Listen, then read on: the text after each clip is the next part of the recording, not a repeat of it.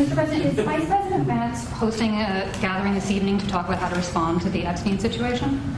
Is he working on what? Is he hosting some kind of gathering of top advisors this evening to talk about how to respond to the Epstein situation? I don't know. I could ask you that question. I don't know of it, but I think here's the man right here. I saw a report today, and it's completely fake news. We're not meeting to talk about the Epstein situation, and I think the reporter who reported it needs to get better sources. On that, look, the whole thing is a hoax.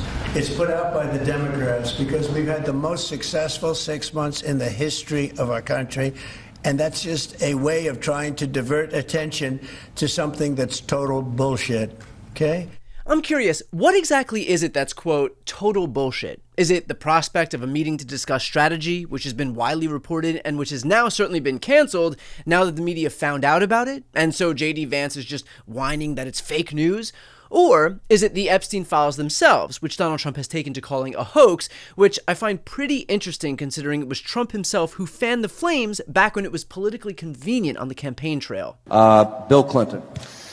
Nice guy. Got a lot of problems coming up, in my opinion, with the famous island with Jeffrey Epstein. You raised the question of Jeffrey Epstein in your remarks about in the Q&A. Well, I think he's got a problem. I mean, what do you think the problem will be? I don't know, but that island was really a cesspool. There's no question about it. Just ask Prince Andrew. He'll tell you about it. The island was an absolute cesspool. So Nobody ever heard of Bill Clinton on a predator island before Donald Trump brought it up, or Prince Andrew. And it's commendable because Donald Trump was right. Bill Clinton did go to that island. There's tons of evidence of that, including but not limited to the victim testimony. And of course, Prince Andrew paying 10 million plus pound sums in order to silence victims. I mean, Trump was telling us before anybody knew about this. Or was it a hoax when Trump's cabinet members and allies were fanning the flames to build out their own brands too? Everybody in politics has a vice that's much worse than alcoholism, is the way that I put it. But we Release the list. Seriously, we need to release the Epstein list. That is an important thing. Why is the FBI protecting the greatest pederast, the largest scale pederast in human history? Simple, because of who's on that list. In this case, in Epstein's case, it is incredibly disturbing. We have flight logs, we have information, names that will come out. Is it going to be shocking? I don't see how it's not shocking. Breaking news right now, you're going to see some Epstein information being released by my office. What kind? Are we going to see who was on the flights? Are we going to see any evidence from what he recorded? Because he had all of his homes wired with recording devices.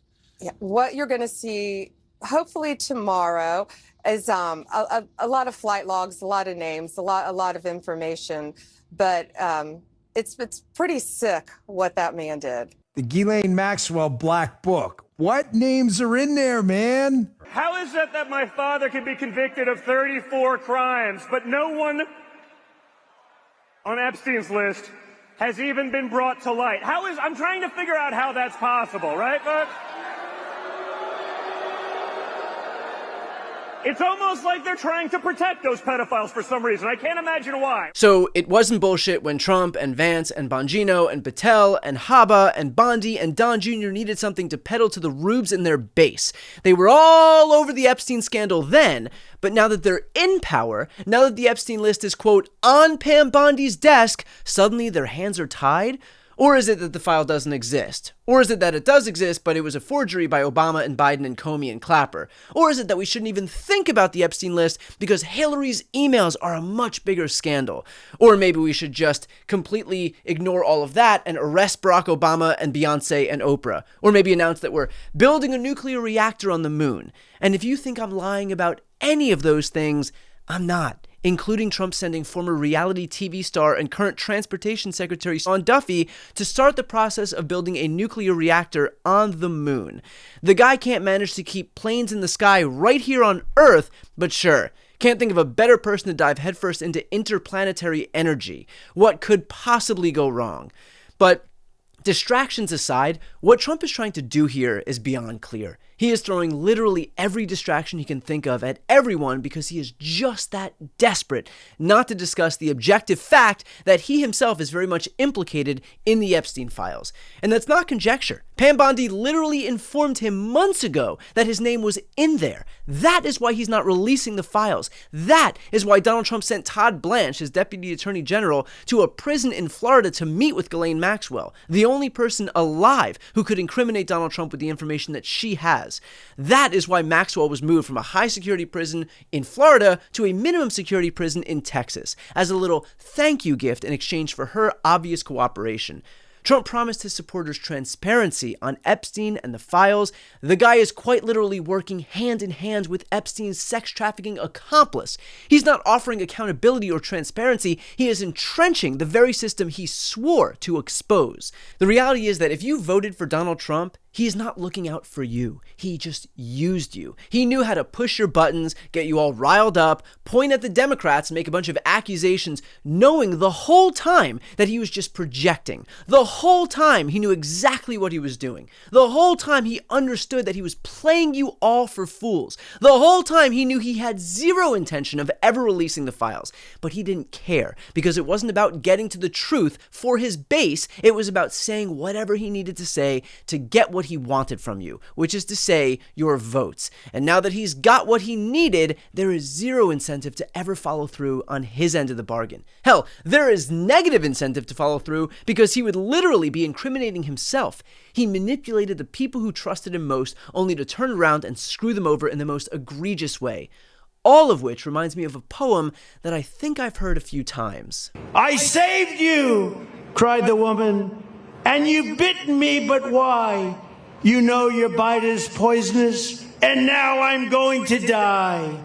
Shut up, silly woman, said the reptile with a grin. You knew damn well I was a snake before you took me in. And in case it wasn't obvious, the snake here is Trump, whose entire political career is defined by his craven insistence on promising his supporters the world, only to deliver for himself.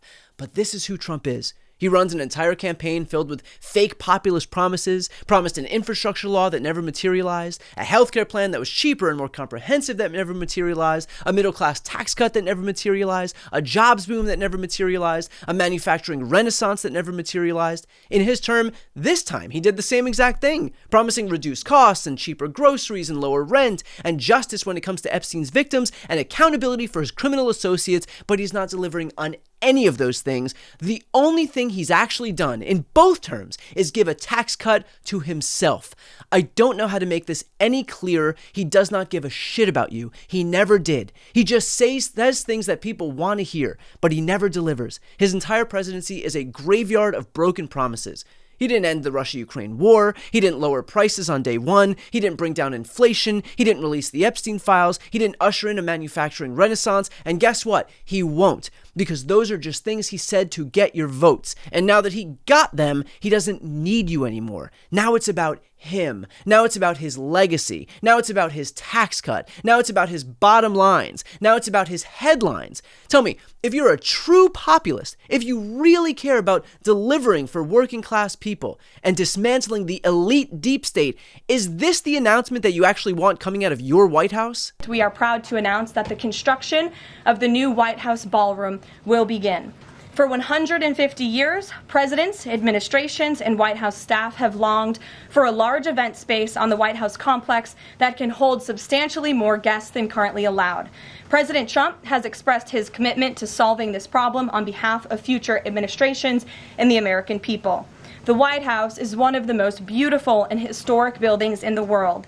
Yet the White House is currently unable to host major functions, honoring world leaders in other countries without having to install a large and unsightly tent approximately 100 yards away from the main building's entrance.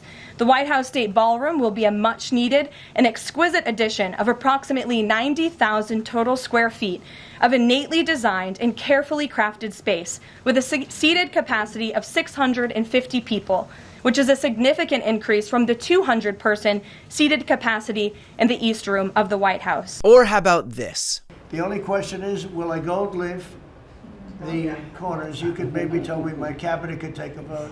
You see the top line moldings, and the only question is, do you gold leaf it? Because you can't paint it. If you paint it, it won't look good, because they've never found a paint that looks like gold. See, focused on the issues that truly matter, how much gold Donald Trump can be surrounded by.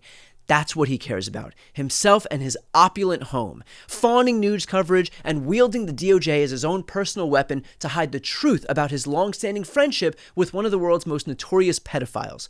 Trump isn't looking out for you, he's looking out for himself. Any promise otherwise was just the work of a snake who knew exactly what he was doing.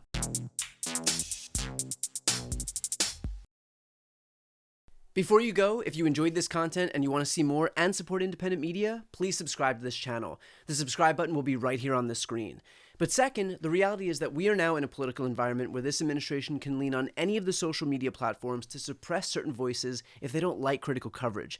That means my longevity here is in the hands of a few tech billionaires who are already making it clear that they are willing to cater to this administration.